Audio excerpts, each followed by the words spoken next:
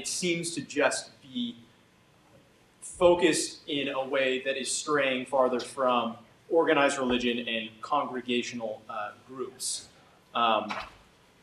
Specifically, some of the activity that is normally associated with organized religion, being in congregation, has in some ways, with the onset of social media and being in the internet age, gone from physical congregations to sort of online congregations that are becoming a little bit more idiosyncratic, with these unorganized groups kind of being able to, and individuals being able to share their beliefs with others in kind of the very democratic process of just sharing their thoughts on social media platforms like Instagram, and especially now TikTok.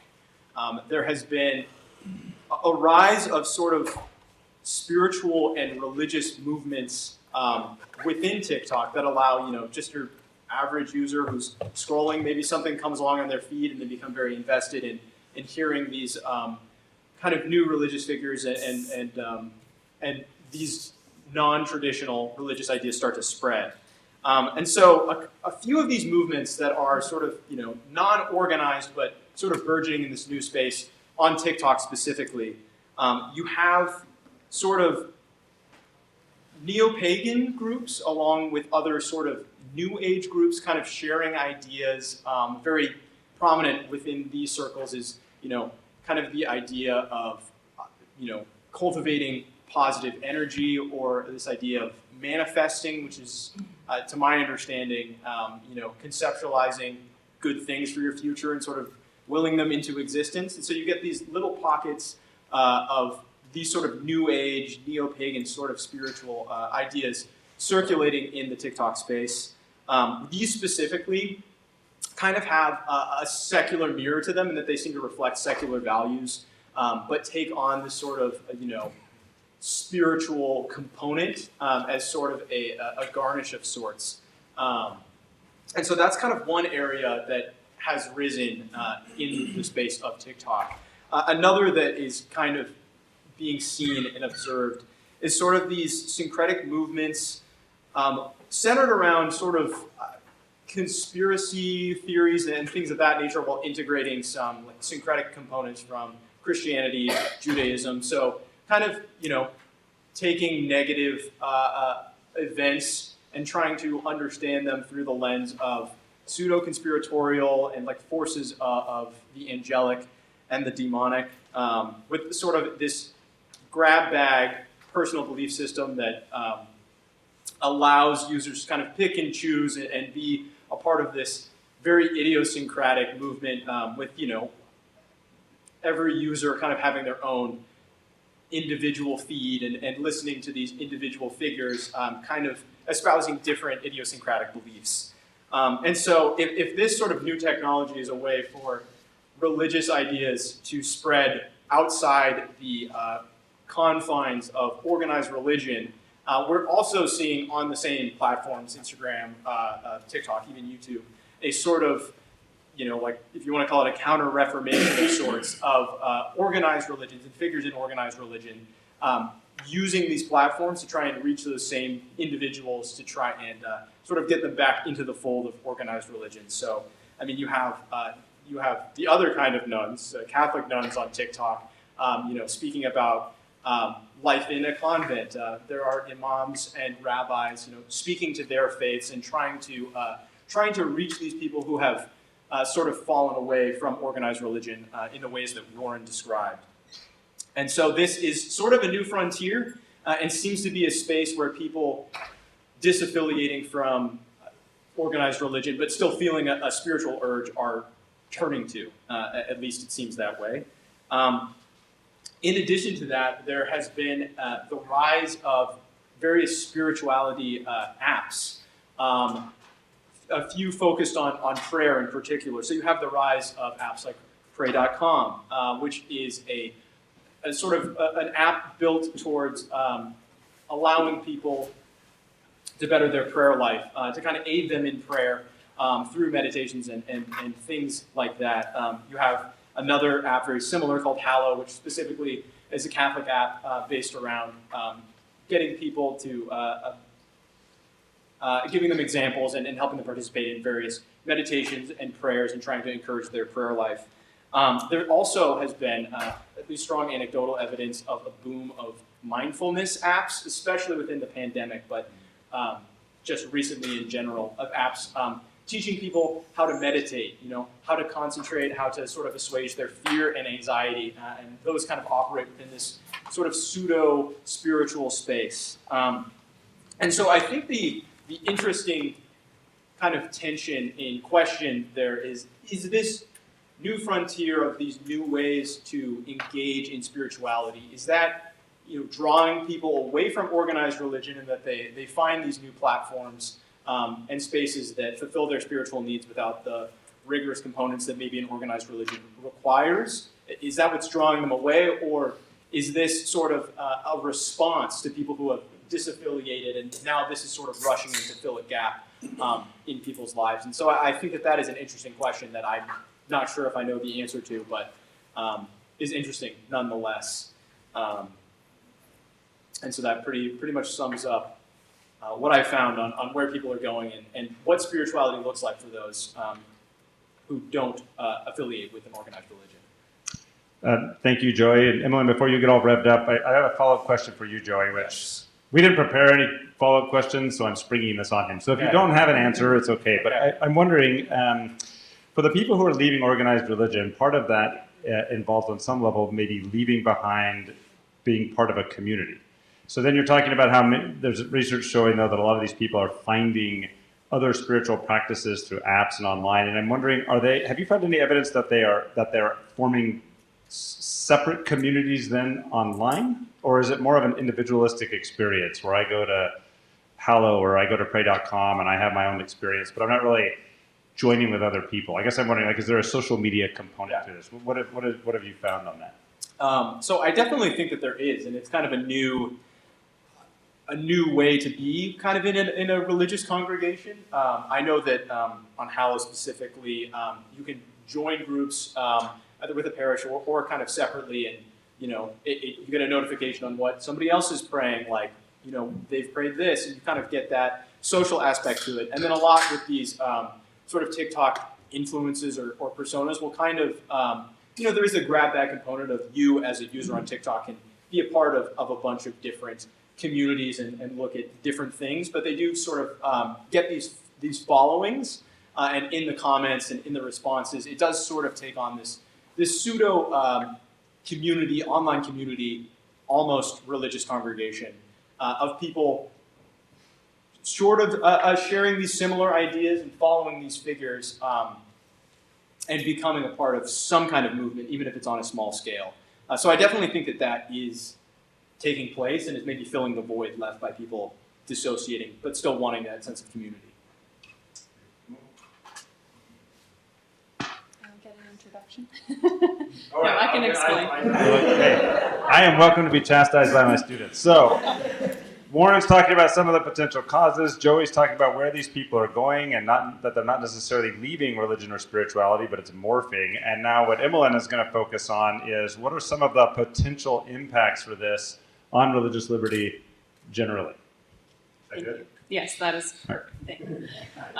So we're going to switch gears a little bit here, as Professor Collis said, and try to look at the question of how these changes will impact religious liberty. And there are so many different directions I could have taken my couple of minutes here. There are a lot of potential areas where we might see change in the law. Government funding to religious schools and charities, the church autonomy doctrine, when government can override citizens' First Amendment rights because of a compelling interest, and what constitutes a compelling interest. These are all sort of examples. The one that I want to sort of focus on a little bit more today is specifically the free exercise of religion in terms of accommodations and exemptions. And the question that I want to look at is how will our society define religion? Protections for religious liberty are all sort of defined by this term religion. And in the past, religion was easy to identify, right? It's sort of, when you see it kind of situation, right? Often it's communal nature and organized structure. It's pretty clear. But now, as we see this phenomenon, people leaving organized religion, and then specifically some of the stuff that Joey was talking about with the idea of being spiritual but not religious, as something that is becoming more and more common, and people finding their religious fulfillment in non-traditional spaces. The question that we need to ask is will we see a lot of cases where the question, is this religion, becomes a major factor? And there are lots of different positions on this. I'm just going to kind of give you a summary of a couple of them. I'm sure there are even more out there. But some argue that courts will, in the near future, have to grapple with this question of for all sorts of accommodation and exemption requests, right? If you're requesting a religious exemption or a religious accommodation, is your request really religious? Is going to be a question that courts are going to have to grapple with. All the religious nuns, the NONES, that Joey was talking about, people say that these folks are going to be seeking religious liberty protections that are made available by our Constitution and our laws, but it won't be so easy to determine whether those requests fall within our framework for religious liberty. Other people argue that the people who are leaving organized religion likely are not inclined to impose upon themselves these sort of countercultural burdens that organized religion typically require. We're thinking about really strict daily prayer schedules, not working on the Sabbath, harsh dietary constraints. These are the things that people request accommodations for, and some argue that that's really not something that someone who's going on TikTok and picking and choosing which religious or religious type activities to engage in is likely to impose upon themselves. That a lot of these things, kind of what Warren was talking about, religion being much more in line with political views or things like that, that people who are leaving organized religion are not the ones who are inclined to impose those kinds of burdens on themselves. We don't know yet what the answer is or what the data will say on this particular topic. But kind of the way that Joey ended, it's certainly something interesting to think about. How might we define religion, and how might courts define religion moving forward, if that is something that's going to be a major question in the near future. Great. So I have a follow-up question for you that I'm going to spring on you, and just want your opinion on. I don't know that there's a right answer here, but as you know, there's at least one law professor, Mark Movsesian, who has argued that as we have to, he calls this group of people leaving organized religion, he calls them the new Thoreaus, based off Henry David Thoreau, right? And he argues that somehow courts are going to have to grapple with how should we treat these new Thoreaus when they come asking for things like religious accommodations. And he makes the argument, as you know, that he thinks something can be religious the closer it is connected to some kind of communal group. But the further it gets away from being connected to a group or having a group of people who share the belief, the further you get to being kind of on an island all by yourself, a religion of one, then courts need to treat it not as religious. Or at least the scale would be kind of weighted against treating it as religious. What is your reaction to that as at least one proposed test that's out there for how we can treat these new Thoreaus? Sure. So I'm not going to pretend that I've figured out the answer on this or even how I feel exactly about it.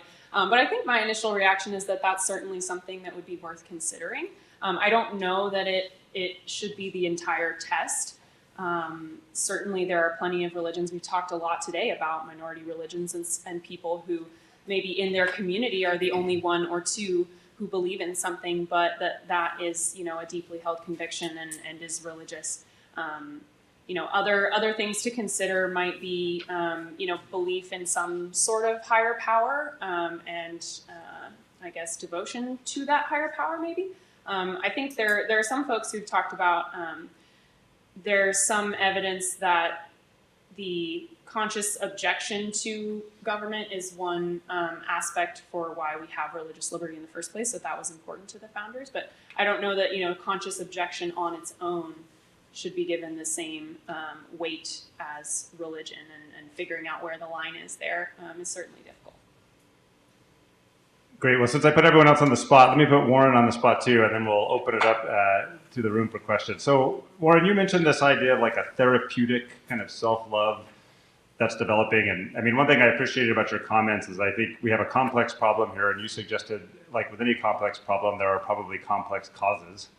One question I have for you is, we've seen the rise over the last 150 years, but it really gaining steam in the last short while of what many scholars refer to as expressive individualism, right? And this idea that the only truth that matters is the truth that comes from oneself, and we should not be able. There shouldn't. People are very resistant to have any direction of truth coming at them from any outside source, including religion.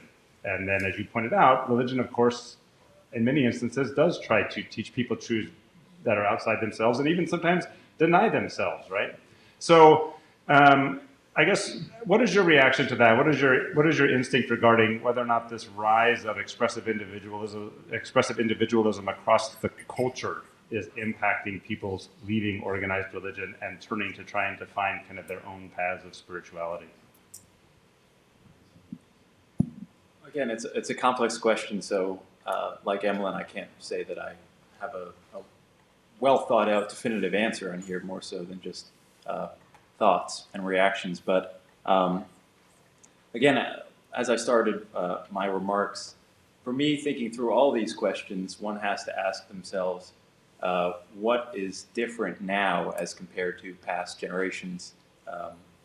You said that this trend is, whether it started with Thoreau or before that, you kind of pegged it at 150 years old. I suppose, young people throughout the mankind have always asked themselves, what is true?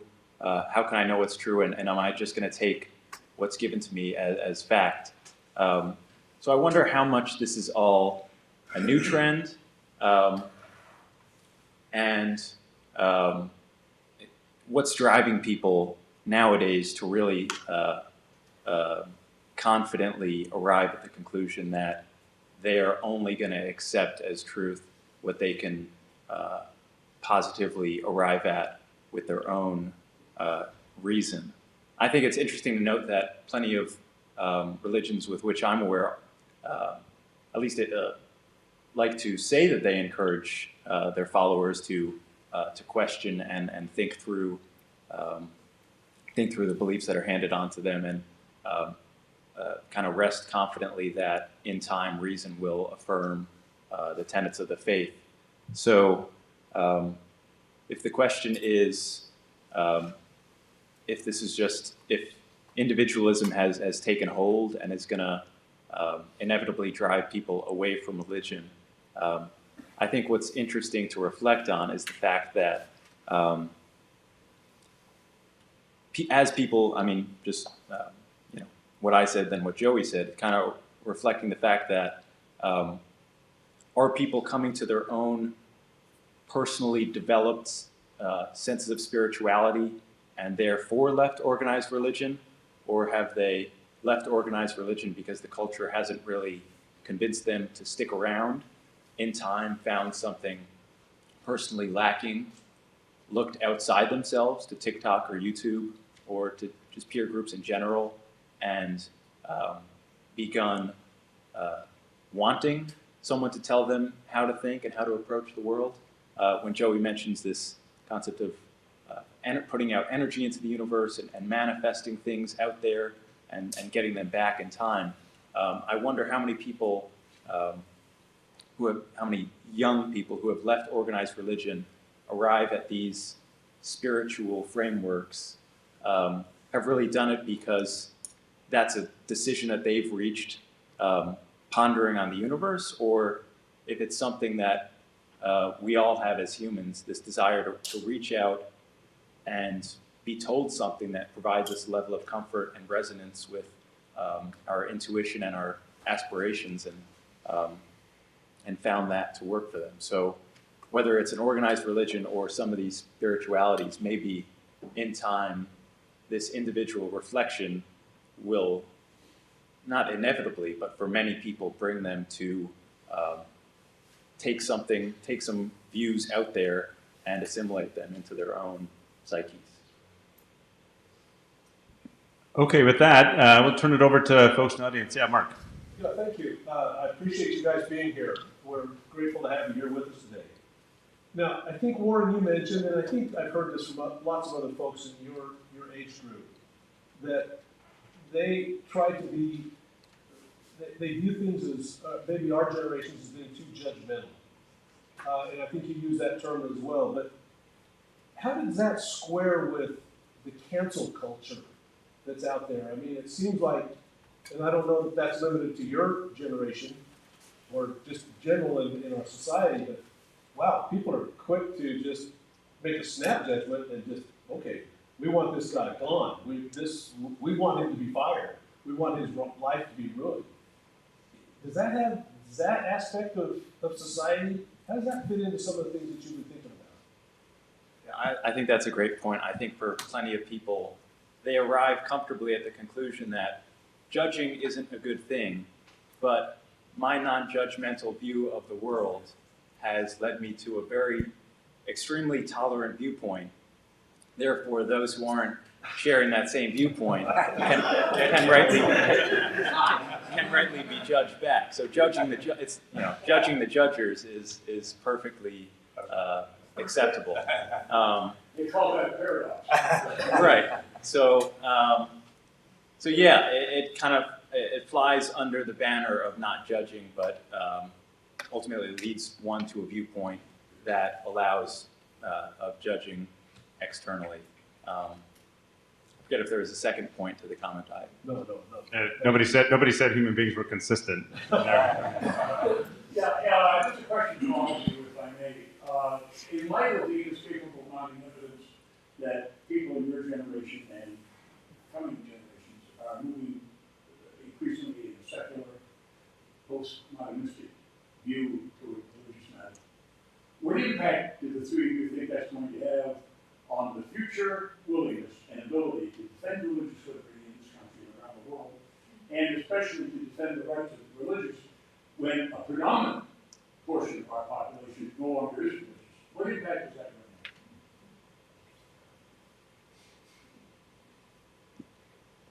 to have? I think that that's a really good question. And I think at this point, it's unclear of what the general attitude is going to be in terms of is this going to be a hyper-tolerant, like anyone's religious practices are acceptable? Is that going to kind of stay within the fold of this kind of general tolerance of what we were just talking about? Like, is that the trend that's going to continue, or is it going to be any sort of organized religious tradition?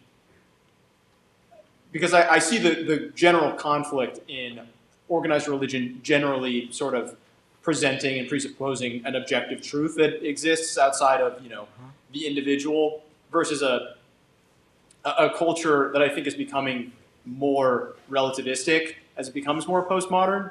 And so I could see a world in which a faith tradition getting into conflict with the greater culture at large over these sort of moral issues, and that earning the ire of people who are coming from more of a secular moral relativist framework that this isn't the direction we want to go, and so we're no longer going to be supporting religious freedom. So I think that that's very unclear, and I think attitudes, at least anecdotally, I believe differ, and so that will be interesting to see and monitor as things go on. But Emily, I don't know if you had anything to.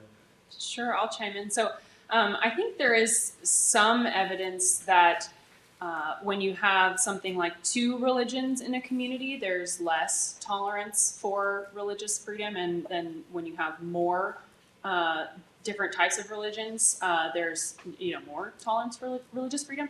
And I don't know if I don't know if I could point you exactly to that. I remember reading that. I think that's an interesting idea, and certainly would. I think has some logic to it, and I wonder if we've seen throughout the course of American history more and more religions being involved in the public space and whatnot. But now are we sort of turning into religious and secular, right? Are those becoming the two things, and will that lead to more conflict and less tolerance for different religions and whatnot. I think that's something to think about too. And I will say also, I know that this panel is about the rising generation, but this is a trend that we see across generations. The leaving organized religion, I think, correct me if I'm wrong, Professor Collis, I think you know the data better, but I think that young people are maybe the largest group. But this is a trend that we're seeing across generations. And so that's just something to think about as well. If I could just add my 2 cents a little bit, I don't have anything more brilliant to say, but as we ponder this, I mean, one possibility is as people leave religion, if they truly do become more secular, I think Joey's point, part of it is that they may not be becoming more secular, they're just shifting their spirituality to different directions, right? But assuming they are becoming more secular, it's possible that they may find more and more government interests to be compelling interests, worthy of which justifies them then trampling other people's religious freedom. Right? They find more and more interest compelling, more and more interest that they want to pursue, and it's okay if they use those interests to then burden someone else's religious exercise. That's possible, but it's also possible that a lot of these folks will just get way into their TikTok mindfulness and never really get into that at all. I think time's going to tell where we're going to end up on that. Hey, we're here. I just wanted to point out as somebody from the 60s generation that, you know, we did go through a similar thing in the 60s. And this is not new, and perhaps in certain portions of the country this was more prevalent. But there's another place where you can look at what possibly may happen, and that is in sections of Europe.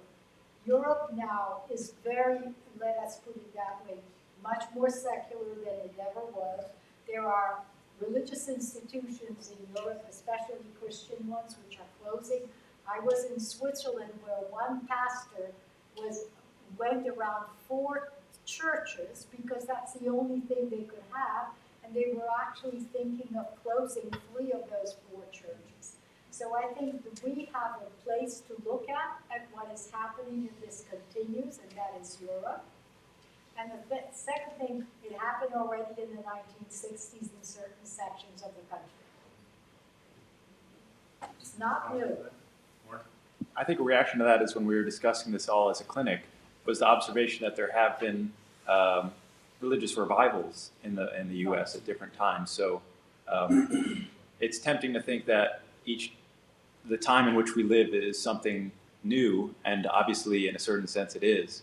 But maybe in a broader sense, there are cycles in human history and ebbs and flows. So, yeah, it's interesting stuff to consider for sure.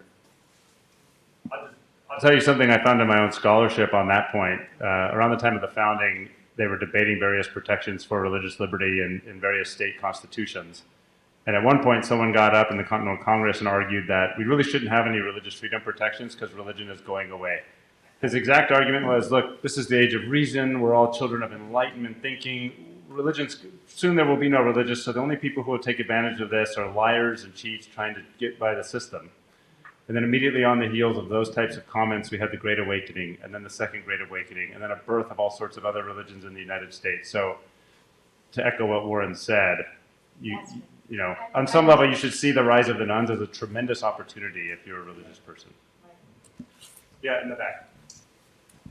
The issue, and I think Emily raised it a little bit, does the definition of religion require belief in some sort of a deity? In other words, if there's a separation between religious, we've used the term religion, and you indicated that it's not really been well defined by the courts. But if the concern is we've got religious people and non-religious people, and yet they're both driven by ideology, by a creed, by a thought, by that process, are the courts going to move toward a definition, and how would that cut with the secular, reasonable people, so to speak, say, hey, we want those protections for our belief systems that we find in the First Amendment. We don't need a deity. Or would it cut the other way? What are your thoughts on that? It seems to me that's an overarching issue in all of these questions. Yeah, I would agree, and I don't think that's particularly new. I mean, there are certainly people that, plenty of scholars that argue there should be no situation where a religious person gets something that other people do not, right? And so I think maybe that would fall into the latter camp of, we should not have any of this, as opposed to, other people should be included in the protections for religious freedom. I don't know. I think that's a great question. It's certainly something to think about. I'd be interested if anyone else has anything to say. My reaction is that at least for the coming decades, given the composition of the federal judiciary, specifically the Supreme Court, that more originalist methods of constitutional interpretation would lead judges, for the most part, to the conclusion that when thinking about what religion is, we should hew more closely to what religion has historically been considered. Looking back to the time of the founding, I think I could see Justice Thomas, Justice Alito, and others having a much easier time seeing religion as, and this was discussed before, some quantifiable body of congregants attending the same churches, same liturgies, and holding, at least to some degree, to the shared tenets of some faith tradition. I think when considering this question, and I don't know very much about how cases brought by the Satanic Church have played out in the courts, but knowing what I know about that church, it's in ways not so much a church as kind of an ironic counter, just trolling, as the youth would say, trolling of traditional religion.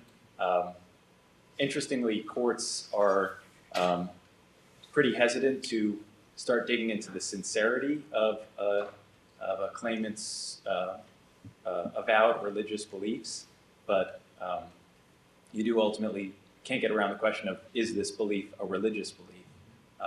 And like I said, at least for the time being, I think more traditionally minded judges will see religion being something,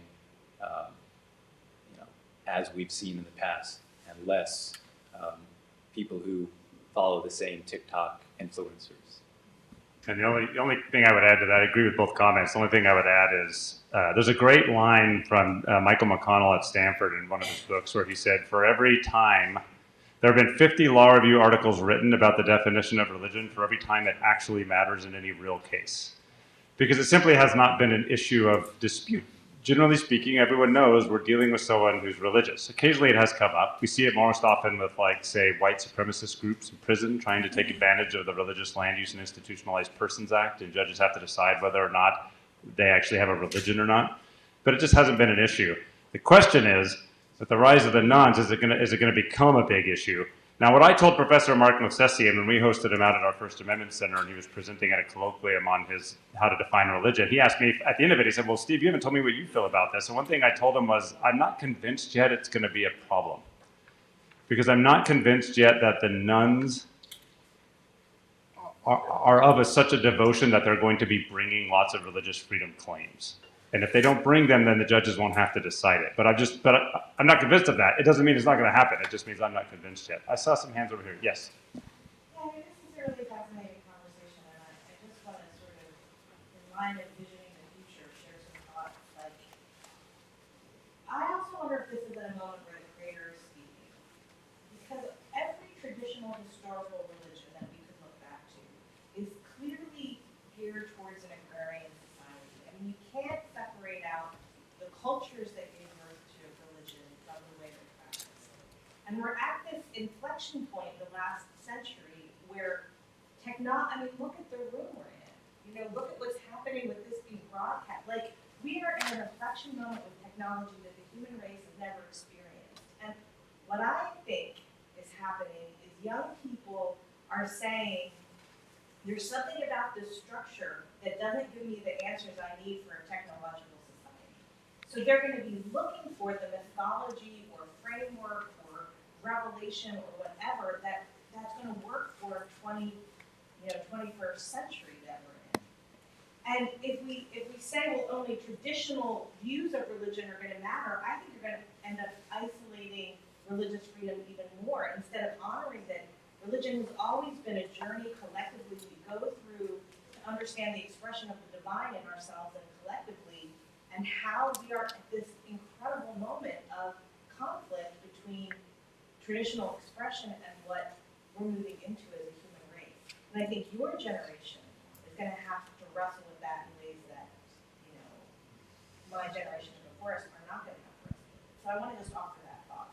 So one of you gets the last word. So Joey, you were moving to your mic. Make it good. This is your last chance to make an impression on everybody. Okay, yeah, I mean, I do think that it is an interesting point. I think particularly, I mean, in the moment of time that we were at, and mentioning some of the things that Warren brought up of, you know, this sort of instant access to technology and entertainment, and I think just the general level of technology and material comfort here in the States, I mean, is at a point where, yeah, maybe it's we're moving into a different spiritual place in that we're so comfortable that there isn't sort of that panging or longing for something more. And so I do think that it's an interesting space as technology continues to you know, improve and develop and kind of shift in new ways, what the response will be from traditional religions and kind of exploring that new space and where things will go. But I do think that the technological aspect of it is